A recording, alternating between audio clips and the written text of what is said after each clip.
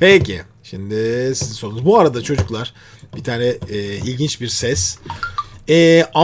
Ordulu ambulans Ramazan. Ya bu hafta herhalde sosyal medyada en çok konuşulan kişi bu sesi nasıl çıkarıyor diye bana hep gönderiyorlar. Ben de bilmiyorum, bakalım.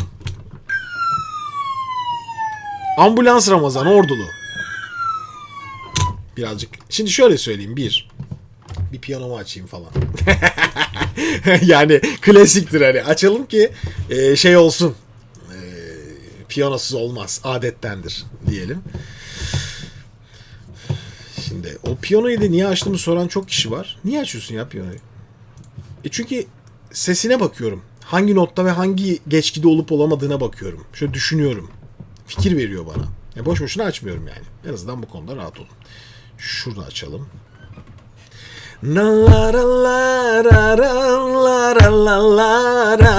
Aycan selamlar.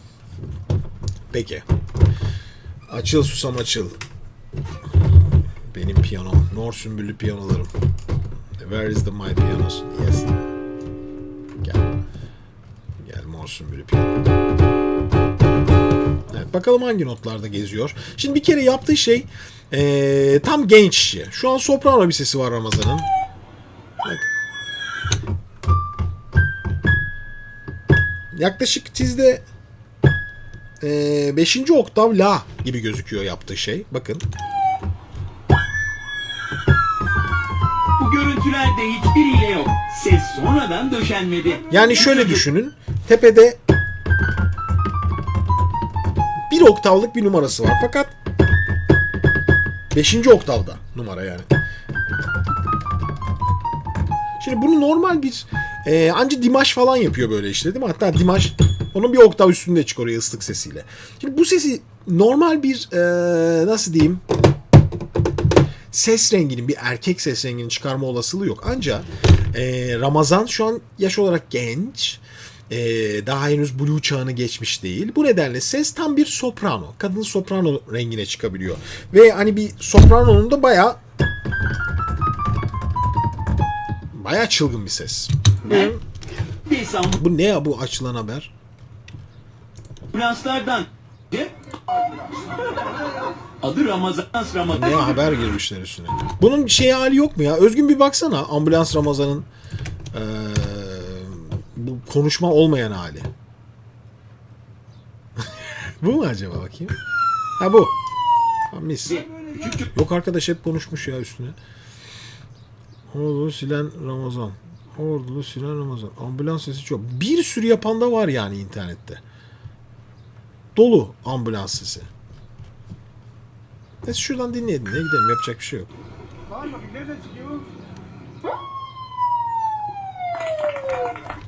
Bu ne ya? Burada da bir oktav aşağıda. Gerçek mi bu ya?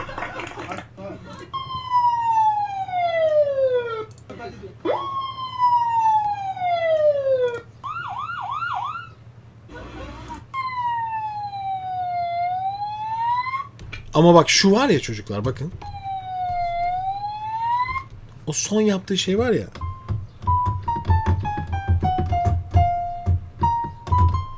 Son çıktı o do not var ya, 5. oktavdaki bunlar.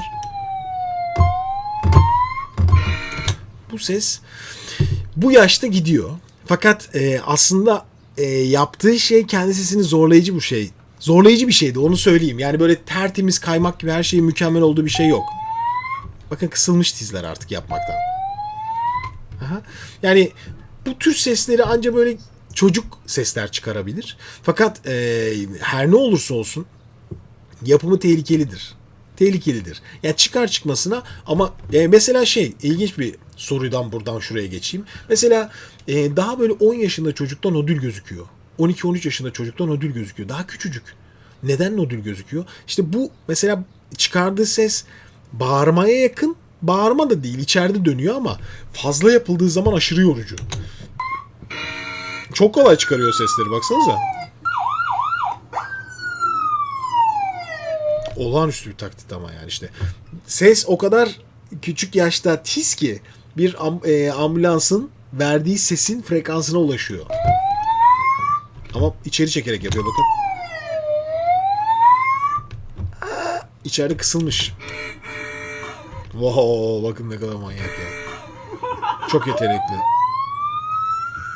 Gitti kısılmaya başladı, görüyorsunuz değil mi bakın. Tehlikeli olduğunun farkında değil şu anda.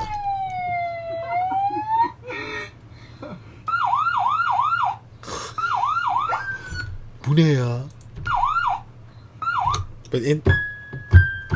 Sol. Tatizlerde sol sol diyezler var 5. oktalarda.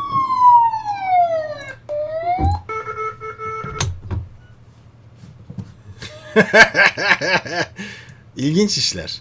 Fakat her ne olursa olsun, özellikle genç yaştaki kardeşlerimiz, sesinizde bir rahatsızlık oluşması için böyle olgun yaşlarda olmanıza gerek yok. 10, 12, 13 yaşlarındaki bütün izleyenler şu anda işte veya aileler, çocuklarınızın mesela ben kendi kızımın da istiyorum ki güçlü çıksın sesi. Efendim bazı şeylerde mesela ağlarken müdahale etmiyorum çok fazla. Doyasıya ağlatıyorum işte, bağırırken evet belli bir yere kadar. Fakat çünkü çocuk seslerinin çoğunluğu aslında sesi iyi tınlatıyorlar. Güzel tınlatıyorlar. Parıl parıl kafa seslerini kullanıyorlar. Ondan böyle korkunç bir güce ulaşıyor sesleri. Ama her şeyin fazlası zarar. Bunu da asla unutmayın. Çocuklar da nodül olabiliyor. Çocuklarda da bu ses teli rahatsızlıklar ortaya çıkabiliyor. Ve çocuklukta bu fark edilmediği zaman ileriki yaşları da kötü etkileyebiliyor. Bu rahatsızlıkla gidiyor çünkü çocuk. O nedenle hep dikkatli, hep kontrollü. Yani eğlenceler çocuklarda binlerce kere yapabilir herhalde bu arkadaş da. Bunu sevgili Ramazan da yapar. Ama Ramazan dikkat et. Tamam mı? Kısıldığı zaman sesin yapma bunları. Yani çok yorma sesini. Çok yeteneklisin. İleriki yaşlarda bunu yapabilme olasılığın yok. Yok yani böyle bir şey. Anca bu yaşta yapabileceğim bir şey. Ama çok farklı. Peki sizlerle paylaşmak istedim. Gönderiyorlardı çünkü. İşte Özgün Başka da gönderiyor. Ambulans sesi taklit eden kadınlar mesela. Baksana şuraya. Ama bunda efekt var ya Özgün. Bak bizim çocuk Ramazan. Ha, o efektliydi de bunu bilmiyorum. Peki.